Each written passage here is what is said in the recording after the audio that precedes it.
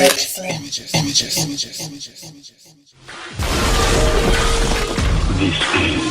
TomSnakeTV.com. Are you ready? You want answers? I think I'm entitled. You want answers? You want the truth? You can't handle the truth. You ready? Truth. You can't handle The naked truth. Welcome.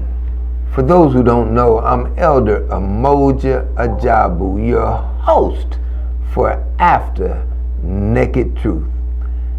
After Naked Truth is a program that's designed to strip the clothes off of well-dressed lies. And there's a lot of well-dressed lies running around here. So because the truth will not have on any clothes, this program is X-rated. If you can't handle the truth, then you should get out of the room. Because y'all know I am unbought, unbossed, unafraid, truly unleashed to tell the truth, the whole truth, and nothing but the butt-naked truth. Today, our topic is going to be whether you can be a black man and be blue while on the police force. And we have Patrolman. Sergeant. Yes, sir. Vincent Burke. Welcome to the program. Thanks for having me. Yes, Vincent, I've have grown to have some interactions with him. He's goes to the school where my wife is a professor, and he's a very honest man. And so what I'm gonna do is we're gonna start out by letting him introduce himself to you, and then we're gonna get into the topic. So Vincent, Yes. Share with them a little bit about your history. My history. Of course, my name is Vincent Burke. Grew up on the west side of Indianapolis in the area of 21st and Harding. Went to school 44, grade school, went to Washington High School. I graduated from Washington High School and went to the Navy. I was 17. I was in the Navy for 8 years. I was a cryptologist, so what I did was copy Morse code. After 8, I was stationed overseas for 4 years in Spain, to Italy for a year and a half, 2 years. And then the last place I was at was in Chesapeake, Virginia. Okay. Rode ships, rode a couple, 2 or 3 submarines. And I was in Army Reserve for 5 years. And I've been on the police department. It'll be 27 years in this month, the end of this month. Wow, you about ready to retire then? Yes, sir. You don't look like it. Oh, you know, I feel you're holding like your it. age very well. Thank I you. guess black don't crack. That's what they You say. know? But why did you get out of the military? 8 years in the military, I mean, another 12 and you got that paycheck. Yeah, but you had to do the 12. It's not that I hated the military. Right. It just got to the point to where I just felt like I wanted to do something different. And looking back, sometimes I say, man, if I'd have stayed in, then I could have retired at 37. But I made the decision to get out and try civilian life. So what made you go into the to be a police officer? What went into that decision? To be truthfully honest, I needed a job. But when I was in the Navy, I was also a security guard. So I went to school in Norfolk, Virginia. I forget the name of the school, but I was a security guard there and did different places. And I just felt like I've always been in the service, industry, I guess you call it. That's what the military is.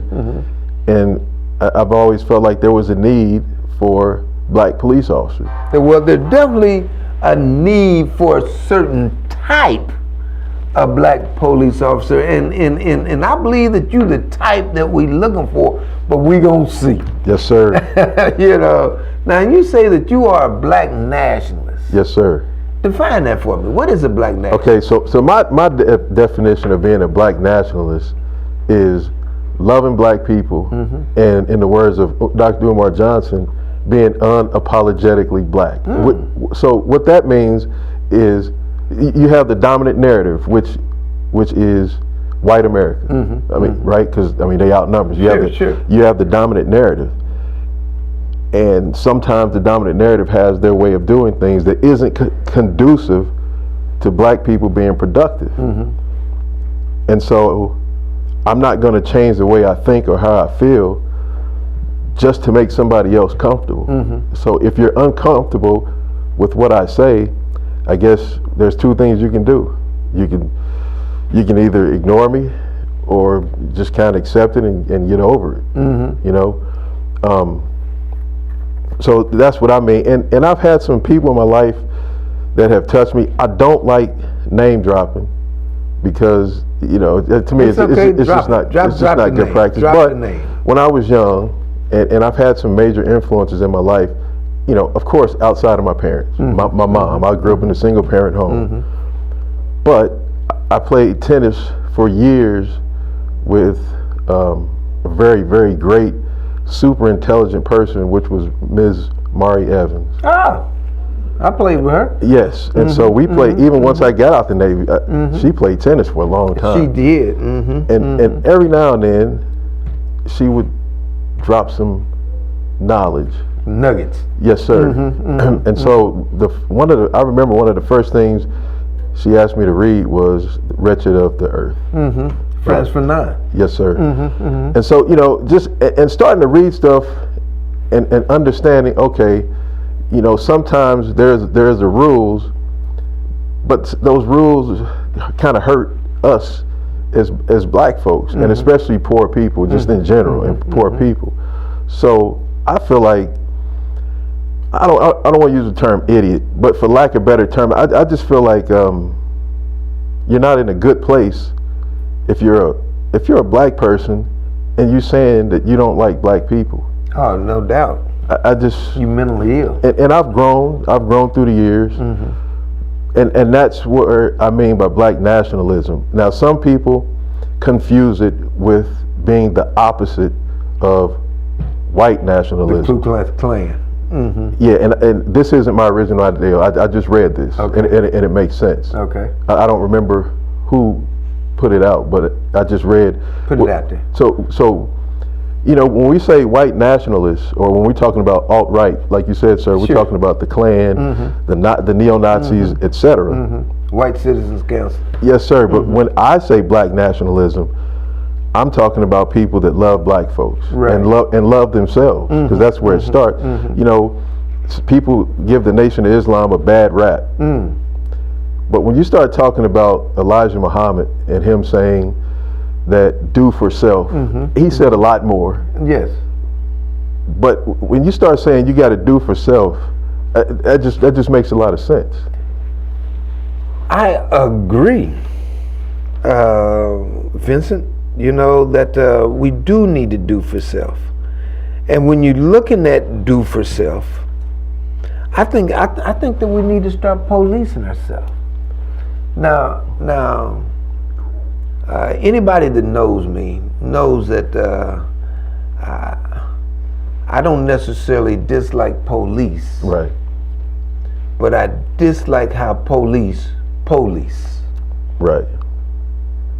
I don't like how they roll through the neighborhood and, you know, interact with us. In fact, they don't look like they're coming through our neighborhood to protect and serve. They look like they're coming through our neighborhood to enforce. And I believe that the neighborhood needs policing. When you talk about my home, I was the police in my house. I had laws. Yes, sir. I had rules. And if you broke my laws and you broke my rules, there were repercussions. You can ask any of my children. Yes, sir. You know, so policing is not bad, but when you can go through the neighborhood and shoot people down, unarmed people, running from you, shot in the back, wasn't doing no kind of attack, and the person doing the shooting gets away with it just because they're in a uniform, because they're a police officer, I say something like that needs to change. And I think the change needs to be what Elijah Muhammad taught. do for self. Why do we need somebody else to police us? Interact with that. Interact with that. And I know for a while there in the 60s we was talking about, oh, we need more black police officers. Well, we got more black police officers. You're a sergeant. Yes, sir. That was unheard of in the 60s. But you're a sergeant, which means that you got men up under you and women up under you.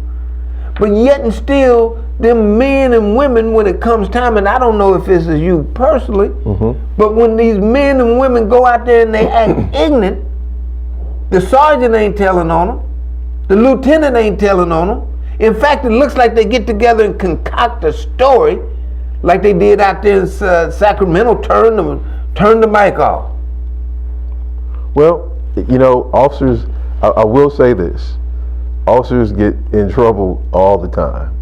The public may or may not know or understand that, but officers do get in trouble all the time. And so there are always investigations, and you know, we, from my level, we do an investigation, Right. send it up the chain of command, Right. and it's handled most of the time. Now, there's no foolproof system, and there, wait a minute, and there are things that fall through the cracks. But if you're talking these shootings, I've seen some of these shootings, and based on what I saw, some of them were pretty bad. Right. But did the police officer pay? At the worst. Not from what I've seen. No. So why do we? And you're a police officer. Mm-hmm. You're a military man. Yeah. You don't go to the battlefield and somebody's shooting at you and you don't shoot back. Right. And the law says that we have the right to life, liberty. That's the Constitution. And what else? And the pursuit of happiness. Yes, sir. But I'm looking at the life. We have the right to life. Yes, sir. The law in Indiana says that if you believe, it didn't say that the belief had to be true, but it says if you believe that a police officer is trying to arrest you illegally, then you have the right to use the force up to and including deadly force to stop the arrest. Right. So what I would say to that is, everybody has a right to protect themselves. That's right. Right. But then, does everybody have the courage? Well, and that's what we that's like. something different. But you know, even before I became a police officer, nobody in my neighborhood that I know of really loved the police, but we respected them. Well, I bet not down at 21st and Harding. And so, you know, but you're talking 60s, 70s, 80s, a lot different. The only issue, and I understand what, at the time, who'd you say, Governor, who signed Daniels? it? Daniels. I understand at the time what he was doing. However, I've always respected authority, and so I think it could be some issues, and it would set up this, it's already there, us versus them. Right. Right, and when I say us, I mean the police, and them meaning citizens. But when we start having retaliations back and forth, you create nothing more than the Bloods and the Crips. Well, but Vincent. Yes, sir. And I'm a peace-loving man, but I'm sick of it, man. I am too. Yeah, I'm sick of it. You understand what I'm saying? And I'd much rather try to handle it another way. You know, and Martin and they marched.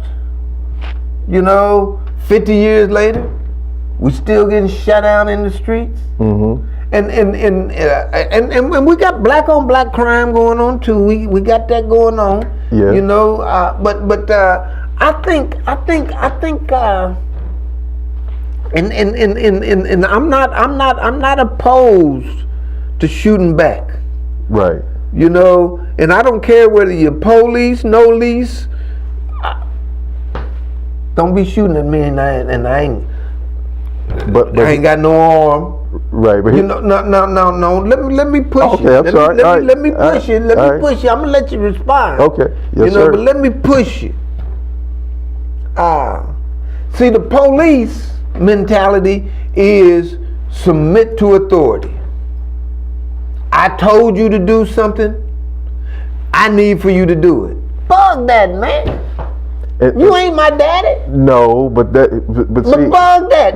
Just because you're a police officer, didn't nobody appoint you to be God. No, I don't. I'm not God. And just because you're a police officer don't mean you can come in on a set and say, just because I done said something, you need to do it. No, that ain't the law. But here's the issue: when the police are called, that means there's a breakdown in society. Right? The police don't have to be called. Well, I'm just saying.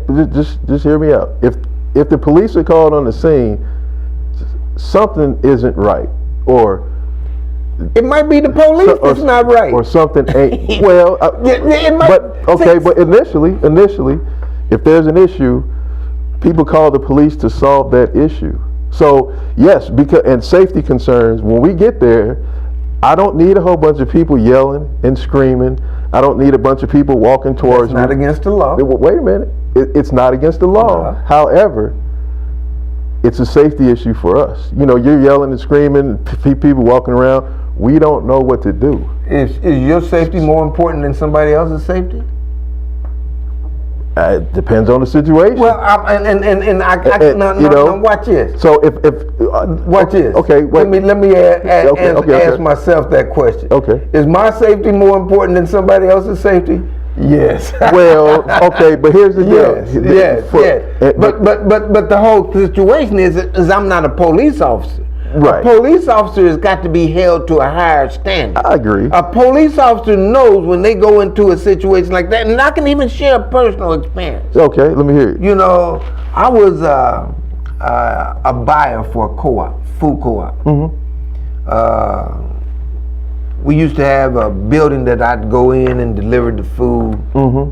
Police officers saw me taking bags and stuff from the car and taking them into the building, and he stops. What are you doing? I said, why you ask? Mm-hmm. I got a situation that I hear that there's a burglary going on around here. I said, well, ain't no burglary going on around here. You know, I'm authorized, you know. I said, if you look at the door is open. And I'm taking food in. Right. Well, I need for you to sit here and talk. I said, man, I don't want to talk to you. Am I under arrest? Not yet. No. Well, no. Well, if I ain't under arrest, then I don't want to talk. I got things to do. He calls backup. Okay. They detain me. They don't arrest me, but they detain me. Right. They don't let me go on and do what I want to do. You understand what I'm saying? Right. And surround me, put the cuffs on me. I'm delivering food.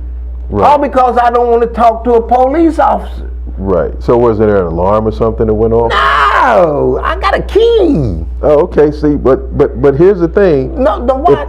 If I pull up and I never see this door open ever, and I've been working here for 5 years. Wait a minute. Then all of a sudden, I pull up. Not right. Go ahead. I know, but if I pull up, I see the door cracked or wide open, and I see people going in and out at an odd time. It piques my curiosity. Okay, so what are you doing? Why does it have to go criminal?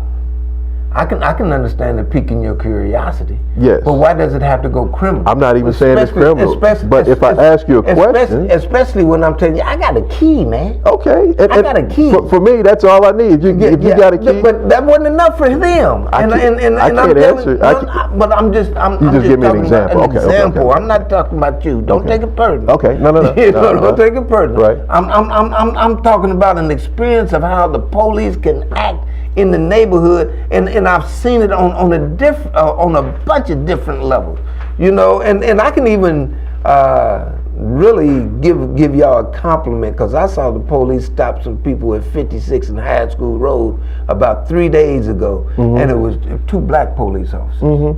And there was 2 young blacks, and the young black, and I was in the traffic, and the young black, I could see, I couldn't hear what he was saying, but and so I pulled off to pull up in there.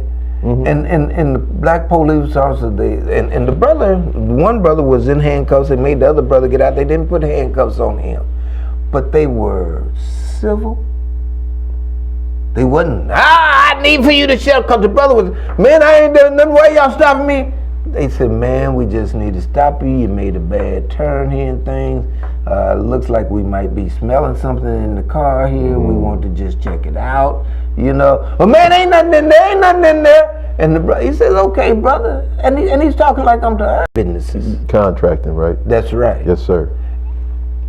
The city's budget is about $1.2 billion. 15% of $1.2 billion is about 150 million, a little better than 150. Right. If you start bringing that money into the neighborhood through black businesses, they're going to start hiring black people. Money's going to start being in black hands, and the crime rate's going to go down. People who have what they need and some of what they want, they ain't out in the streets shooting one another, trying to steal something. But and here's the flip side of that. That prevents it. Not only do you need money, but you also need some accountability, because we all know money disappears. You'll have $90 million for something one day, and then the next day there's a news break saying the money just disappeared. Well, you're talking about government fraud. So you're talking about government fraud. So what I would say, in fact, in that situation, all of it done disappeared, because there's not any black business qualified for the set aside. And so I'm saying that I want to work and would willing to be working with the police chief and you to say, let's start getting that money to start coming through the neighborhood instead of going over the neighborhood or around the neighborhood. That will make your job easier. We can put the jail out of business. Okay. Now I don't want to take your job. No. But we can make your job easier, right, because we can minimize the number of people. See, when you're talking about crime,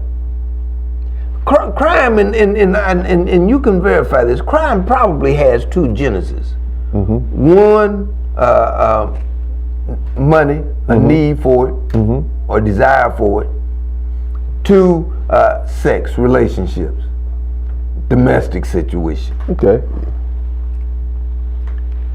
If you are putting money in people's pocket, then that person who's thinking about crime, most of them ain't thinking about crime no more. They thinking about, well, how I'm gonna spend this money that I got in my pocket. $150 million infused into the black community can be in. There's 300,000 black people in Marion County.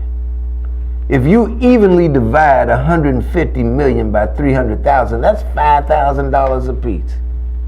If you start putting that kind of money into every man, woman, and child's hand, crime gonna go down.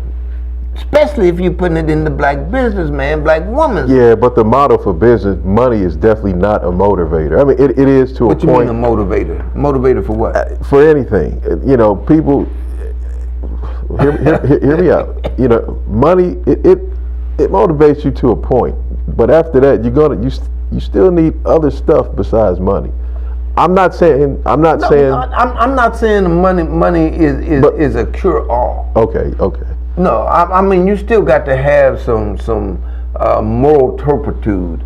You know, you still got to love your brother as you love yourself. Yes. You know, you still got to say that Johnny, you know, and don't walk in the puddle, Johnny. I just bought you them shoes. I don't want you to walk in the puddle, because you still got to raise people. Yes. But the whole situation is that it's easier to raise people with money that you have in your pocket than not have. You don't think you don't think money being infused, and this is not. No, I agree with you on that. Okay. But what I'm saying is, that's all I need. You know, money is not a cure-all, and at some point, you're gonna.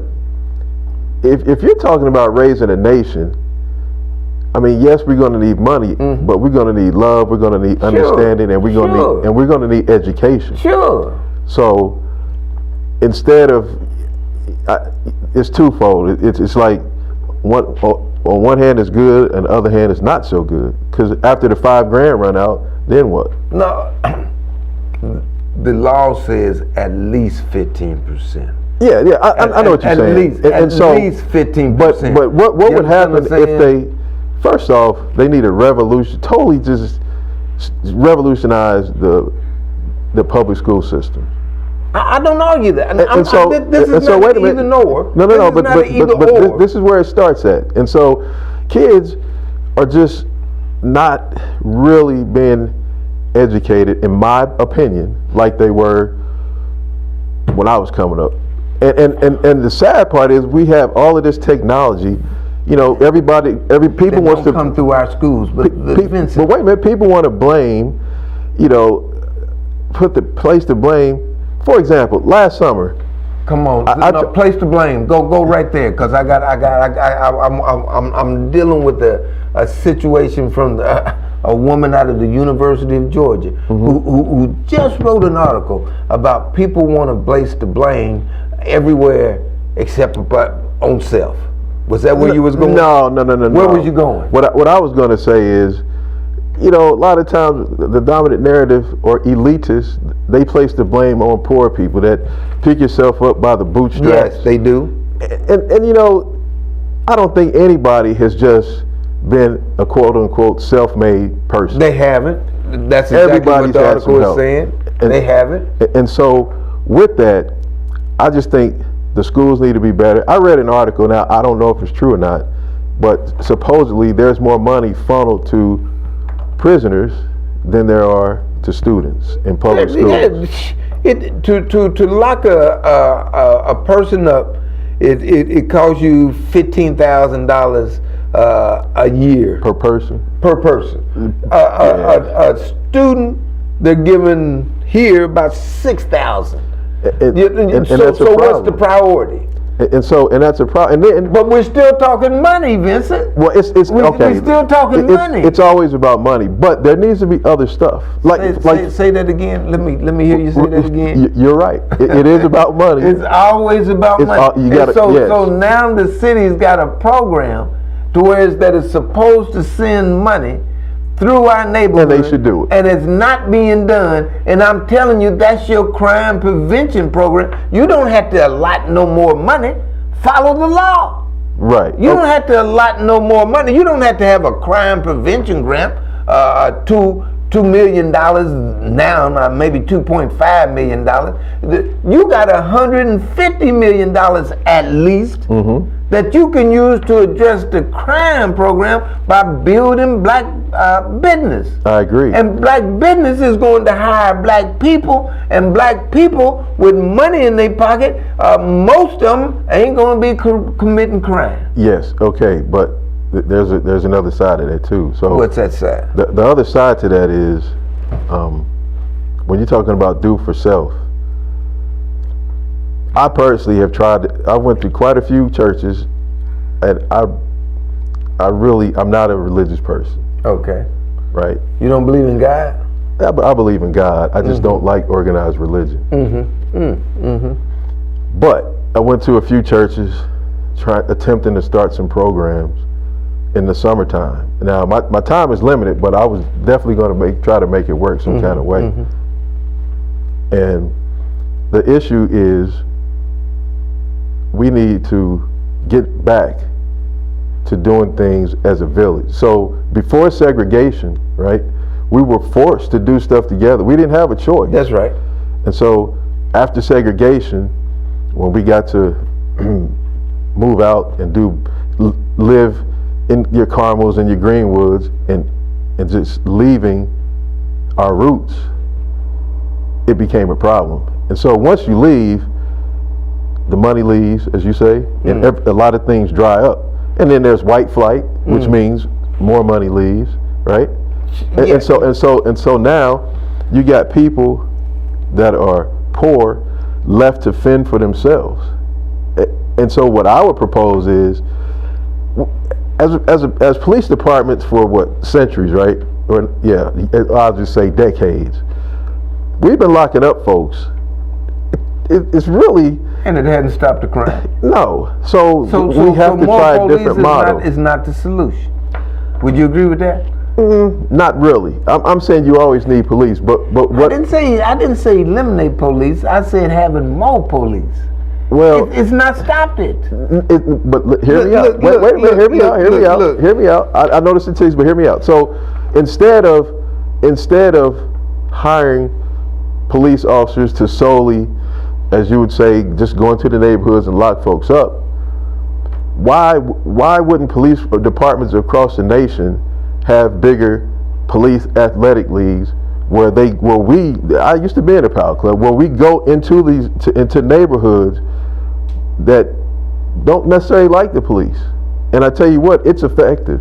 You have a group of kids that are coming in and dealing with police every day.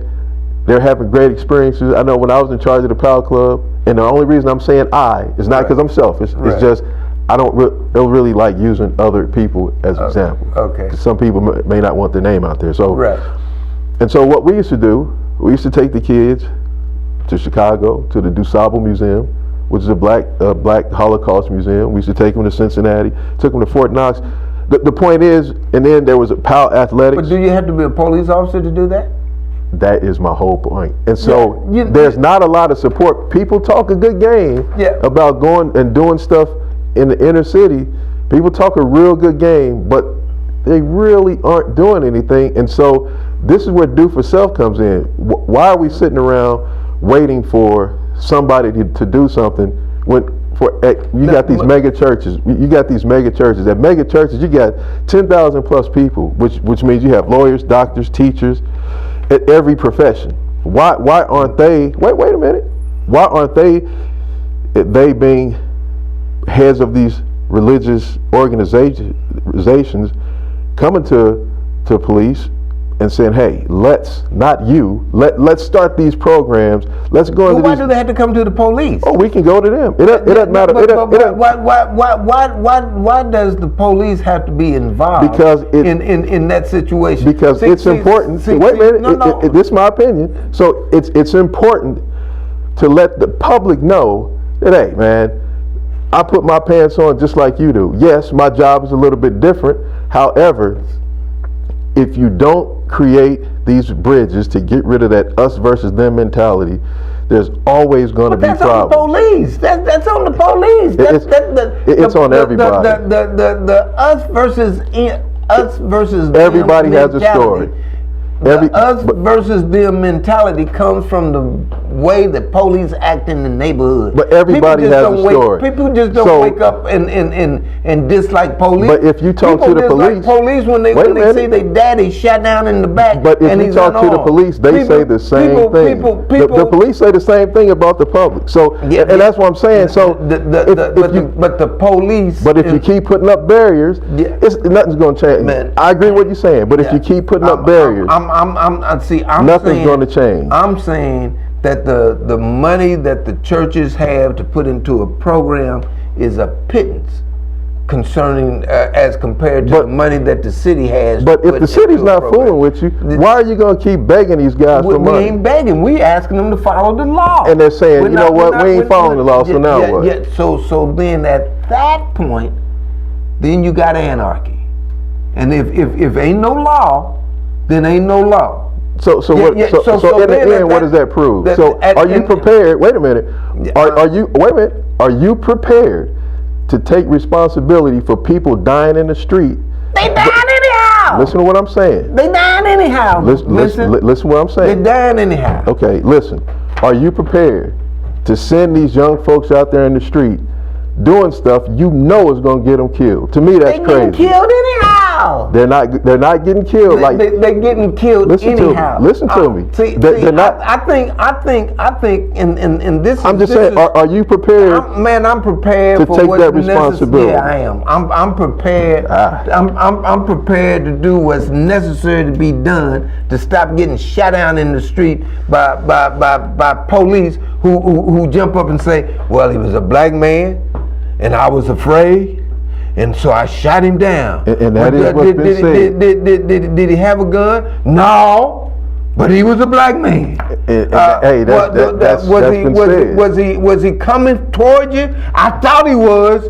Well, you shot him in the back. Well, I couldn't tell his head from his face. So I shot him in the butt, but I thought it was in the front. I understand your argument. Listen to me. I'm going to tell you what I'm saying. What you're doing is an emotional argument. No, it ain't. Yes, it is. It's a very emotional argument. No, it ain't. Sometimes we got to leave these emotions alone. It might be passionate, but it ain't emotional. I'm telling you, and you know, as a military man and a police officer, if people know that you will shoot back, and we say, okay, because in my neighborhood, you know, certain things just didn't go on.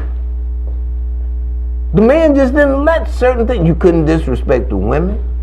You couldn't bring drugs up in there. Oh, we didn't mind you smoking a joint. We didn't mind you drinking a little wine. You know, but that heroin and that coke, we didn't allow you. No, man, you can't bring that up in here. Right. You know, now if you want to do it, that you do it in your house, but don't pitch that stuff out here. Right. You understand what I'm saying? We ain't, and we meant that. We policed ourselves. And if we start getting organized like that, because we policed ourselves in love. We wasn't afraid of each other. Right, but now it's a little different. But it's different. Now it's a little different. I'm saying it's different because we're not teaching ourselves. We're not raising ourselves, and we're not taking care of ourselves. And I'm saying that if we get back with that, with the people that have that type of expertise, then we can start raising the community, especially if we start making the city follow the law and bring that money. And you know what? I agree with you. I agree with you. But here's, you know, like when you start talking about litigation, when you start talking about legal matters, the people that has the deepest pockets, which is the city, they can have that stuff tied up until both me and you die. And so what I'm saying is, wait a minute. In the meantime, I'll let you, sir. I'll let you talk, right? Yeah, but you're informing people incorrectly. But we control the city county council. Okay. And the city county council is the one that determines the city's budget. Okay. And I've talked to. So are you saying are you saying that everybody in the city county council is going to vote for this? What you're talking about? You don't need every. So see, if 3 people, there's what, 21 people on the city county council? I don't know. Well, you got to educate me on this, sir. Okay, there's 21. You understand what I'm saying? So a majority is 11. If you have 2 people that of a majority that says that I'm not going to vote for it, then you can't get anything passed. If you hold up, you got 2 people, and actually we got about 7. If you hold up the city's budget and says, now if you don't start letting that set aside money come through the neighborhood instead of going around the neighborhood, if you start holding up that 1.2 billion, I bet they come up and say, okay, well, you can get 150 mil if I can get my 1.2. So do you have confidence that the city county council will do that? We'll see. I'm just saying. We'll see. You know, all of this is cutting edge. We'll see. But in the meantime, the money is held up. So what do? Do we just sit around and wait? Well, in the meantime, what we do is them police officers who come down through the neighborhood and they start shooting us. We get armed and we start shooting back. What? Hey, what? Man, if that's how you feel. Yeah. See, I say that will stop it. That will stop it. When the police officers say, now look, you come down through here and you shoot one of my babies, man. They will understand. That's how you feel. They will understand. That's how you feel. But what I'm saying is, you're leading people in a very dangerous trajectory. Man, it's dangerous anyhow. It's dangerous anyhow. It's dangerous but anyhow. I'm just saying. So why die just because you're black? Why not die because you're fighting back? Hey man, everybody has a right to protect themselves. Amen. Yes, sir. Everybody has a right to protect himself. It's been a pleasure. But is that it? Well, I gotta shut it down. That's it? Well, no. Go ahead. Go ahead. We'll extend it just for you. Go ahead. Okay. So the original question was, how can I be where does my loyalty lie? If I'm a policeman. Yeah, that's a good question. As a black man. As a black man. Okay. And a black police officer. Yes, sir. So are you more black than you are blue, or are you more blue than you are black? Well, let me answer this, and I'm just gonna let you know. I'm not gonna say I'm more this than that, right? I figured that. But what I will say is what keeps Vincent Burke in check. For one, I have more friends than just police officers. That's good. And for two, the area that I come from, which is again over 21st and Harding. Mm-hmm. So I have the people I grew up with. A lot of them are still there, mm-hmm. And so what keeps me in check, aside from my mom teaching me what was right from wrong, mm-hmm. is the neighborhood I grew up in, and I don't want to disappoint anybody in my neighborhood. Good. And so what I mean by that is, I would never ever. Well, it would be embarrassing to me, first off, to have people saying, "Oh man, you know, Vince out there beating boys down unnecessarily." Mm-hmm. But you know that happens. I'm just talking about me. Okay. Right? So but you know that happens. So it probably does. Has any of your men or women done that? Not that I've witnessed, but now you've been a politician, Vincent. No. Not that I've witnessed. But has somebody told you that that's happened? No.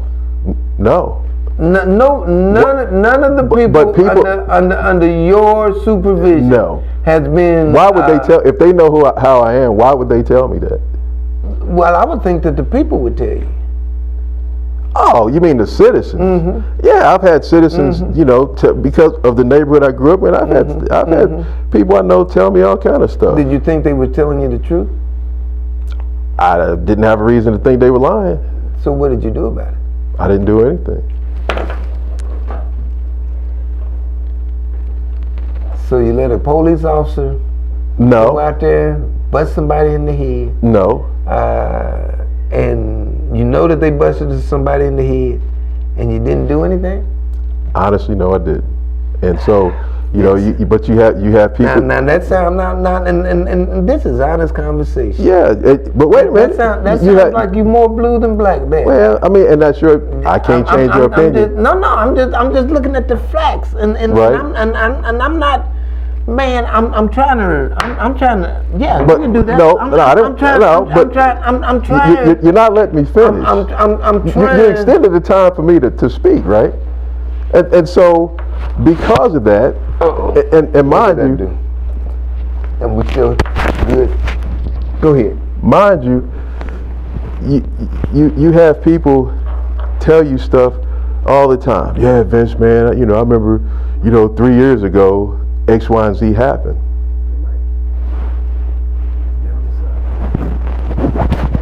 Go ahead. You can keep talking. No. So I remember, somebody say, well, yeah, 3 years ago, X, Y, and Z happened. I mean, could they be telling the truth? Sure. But 3 years ago? Yeah, wrong is wrong. I don't care how much time has passed. I agree. And I'm not really talking about somebody telling you about something that happened 3 years ago. But I'm just saying that as a brother, right? Who I respect dearly now. I know. But wait a minute. So now you don't want me to finish. No, I want you to finish. But I was still. Okay. And so had the flow. Yes, and so that is what keeps me in check. I still have some of the same friends, if they're living, that I've had since I was in kindergarten. Now, some of us we can't hang out like we used to because some people and some They stuff. doing what they do. I mean, Yeah, but- I ain't a police officer and I can't hang out with some of my friends. Right, but- and I still call them friends, but I tell them, man, I can't hang out with that. Right. That's too but risky. But there's mad respect between us, and so because of that, I go over my neighborhood all the time. I still have family and friends over there. As a matter of fact, when I first came on the police department in '91, I lived on Sugar Grove for a year. So, and that's what it's about. Is about respectability, and trying to get people to understand. Okay, the police. This is why we do stuff. This is why we don't do stuff. And so that's what I do to kind of bridge that gap. I always think about how would this look if my family and partners got a hold of something crazy that Vincent Burke has done. And that's what I look at. And also, before we close, I feel like I would be wrong if I didn't say, if you're stopped by the police, don't move around in the vehicle. Keep your hands where they can be seen. And I know what you're going to say, and that's okay. But keep No, you don't know what I'm going to say. Keep your hands. I'm going to say something. I know. You don't know what I'm going to say. Keep your hands where they can be seen. I would say, don't argue with the officer. Just give him your license. If you don't have a license, just tell him your name or whatever information that he or she want, and just kind of deal with it as it comes. The calmer somebody is, the more likely things will go smooth. Now, what you think I was going to say? I don't know. Go No, ahead. don't do that! Act a fool! No, Vincent, I would not counsel somebody to do that. I would counsel them to do exactly what you said. But I would also look on the other end, that to tell the police officer that if someone is not calm, that don't mean that you need to shoot them. And that is true. I agree with that. That is true. I agree. And see, I think that's the part that's missing in the formula, because the police officer, well, he moved. I was afraid. Well, see, if you that chicken, I don't think you ought to be a police officer. Yeah. I mean, if I hear what you're saying. If someone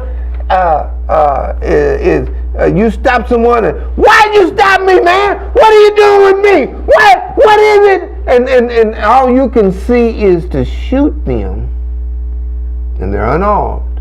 All they doing is yelling and screaming. Then you don't need to be, and your excuses was, I was afraid for my life. That is a problem. Yeah. Then you don't need to be a police officer. That is a problem. So I just don't stop the story with telling our people, well, if you stop, and Lord knows I do it myself. If the police stop me, I'm gonna put my hands up here. I do too. How you doing, officer? Is everything okay? Why did you stop me? You were speeding. Oh no! What I'm doing is letting the police know that if you continue to shoot us down unarmed, then you're gonna start paying a price, and we're gonna see how you like death and destruction in your family that you putting in lives. And see. I'm just saying. Yeah, I'm saying, stop it. You're prepared if somebody shoots a police officer, and they say, well, I was listening to Elder Ajabu. Yep. And that's what he told me to do. So are you prepared to be responsible for that? You know what I'm saying? That's a hero. Okay. That's a hero. That's a person that's got courage. That's a person who put their life on the line so that we would have a better quality of life. So does that make you better than the police officer that shoots somebody unarmed? No, it makes me equal to the police. It makes me equal to the police. I'm not trying to be better. But I'm not gonna, my life is just as important as his life or her life. I understand what you're saying. And I'm talking about the law. I understand what you're saying. But I'm talking about the law, Vincent. But you're using like this 60s model. That law wasn't around in the 60s. Well, wait a minute. But I understand what you're saying. But I'm just saying, I believe, and I respect you 100%. Mutual. But I'm just saying, I believe when you say stuff, especially to younger folks who don't know how to interpret law, and who don't, you know, who at a young age is acting on high emotion. I just think when you say stuff like that, it's highly irresponsible. And if you're prepared to take that responsibility, only thing I can say is more power to you, sir. Yeah, thank you. But what I'm saying is I am prepared to let the police know that if you keep shooting us down, it's only going to be a matter of time before we start shooting back. And we can do that legally. Yes. Because the law says that if we feel that you are trying to arrest us illegally, and it don't say feel, it says if we believe. Right. Let me use the language of the law. It says if we believe that you are trying to arrest us illegally, then we have the right to use the force up to and including deadly force to stop the arrest. That's the law. I'm just telling people to follow the law. Hey, and the only thing I'm saying is I wouldn't want to fill your shoes, because if you're saying you're going to take responsibility for something like that. I take responsibility for informing people about the law. I'm not talking about the law. I'm talking about the actions, because, you know, laws can be interpreted differently. I may interpret the law one way. I mean, that's why they have lawyers and a judge, because everybody interprets laws different. Yeah, and you got to find other precedented cases to figure out what's going on with this Police enforce the law. Courts interpret the law. The court has interpreted that law to be exactly what I said. You have the right. And if you go and you look at the debate that happened on the floor, it came up. Well, wonder if a police officer comes to my house illegally. You have the right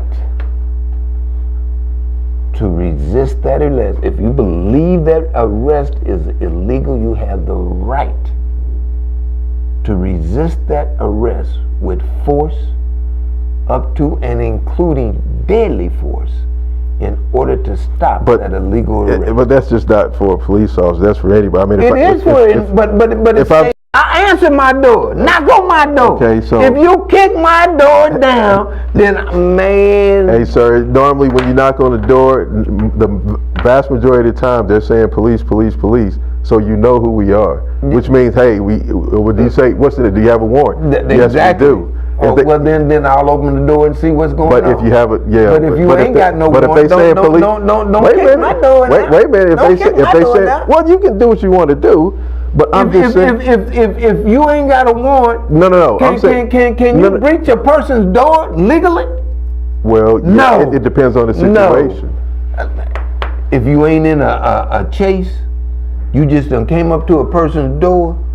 Now, if you're chasing, you might be able to do that. Hot pursuit? Yeah. If you're chasing, you might be able to do that. But if you just done decided that you're gonna come to somebody's door and holler police, police, they say you got a warrant. Sir, you say no. Sir, it just depends on the situation. But you say no, then you by law now you can't go and knock them people's door down. You may want to check the law, because if we go to a, I don't know, violent domestic, and we But you've been called, and you hear something going on, then yeah, you can come in the door. That's what I'm saying.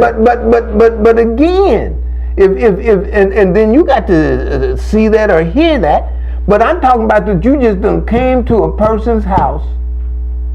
You ain't called, just decided that you done came to a person's house, and you said police, police. Well, and the person said, no, what is it? No, I need to talk to you. I don't want to talk. You got a warrant? No, I ain't got no warrant. Well, then get off my property. Okay. Then quickly. We get off the property. Quickly. We can't, no. But you're going to decide, no, you can't tell me to get up off your property. I'm coming in your door. We can't you come in my door, then you better be careful about what's on the other side of that door. And I agree. And that's, at least from what I've seen, that's not happening. Well, it has happened. And I'm sure it has. Yeah, but I'm just saying here in the city. I'm just saying I haven't seen where somebody just, okay, we're here because I don't know, something crazy. You knock on the door.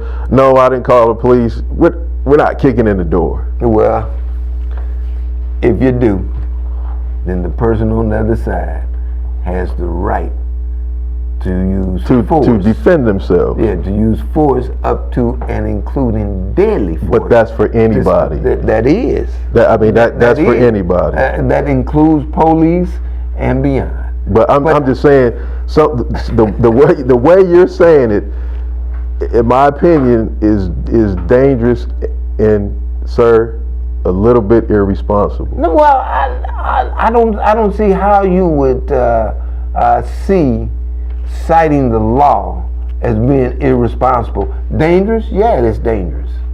It's very dangerous. Yeah, I agree with you on that. But it's not irresponsible. Is any time that you have an encounter with the police in our neighborhood, is there's danger? They shoot us unarmed. Yeah, that's danger. You know, so yeah, it's dangerous. Have you ever been shot? No. I have. I have not. I've been shot at. Well, I've been shot. But I was slick. Hey, I'm just saying, I've been shot. Yeah, I've been shot at. I've been shot at work. Yeah, no, I ain't never been shot. And it was totally unprovoked. I was shot at. Yeah, I got shot in the back of my head by a guy. Whoa. Yes, sir. And this. And you survived? God covered me. Wow. Well, obviously, yeah. He's sitting right there. Yeah, obviously, he survived. No, God covered me. And we can. I know you got to. Yeah, we can talk about that. We way past, you know. I'm sorry. But it's been good, man. It's been good. And in fact, we'll have to invite you back so that we can go a little deeper. Okay. But I'm gonna close it out if I may. Yes, sir. Appreciate you. Oh, anytime. Man, I couldn't believe that you came. Oh, I give you my word. That says something about your character, Doc. Yes, you know, it does. You understand what I'm saying? And I'm giving you all the propers that you would do. That says something about your character. And I love it. And I wish that there were more like you. I wish we could clone you. You know, I mean, might not want to do it. Yeah, but the whole situation is we appreciate you. I appreciate you too. I told you I was, and are we on the air?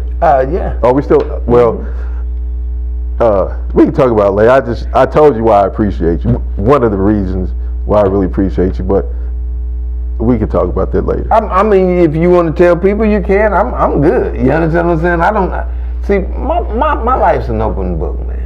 How I feel is how I feel. Okay, so there was a situation, and I hope I'm saying this right, where a family was being taunted. Was it Ravenswood? Ravenswood. Mm-hmm. And so you guys, and when I say you guys, the Black Panthers. Mm-hmm. Patrolled the area until the family got left, right? Actually, the city gave them a home in the Oscar Robertson over there. What is that?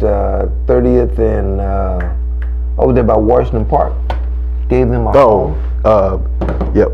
30th and Keystone, somewhere. Yeah, about around in there. Mm-hmm. Gave them a home, moved them out and stuff, you know. So it all turned out pretty good, you know. But I believe that we're living in drastic times.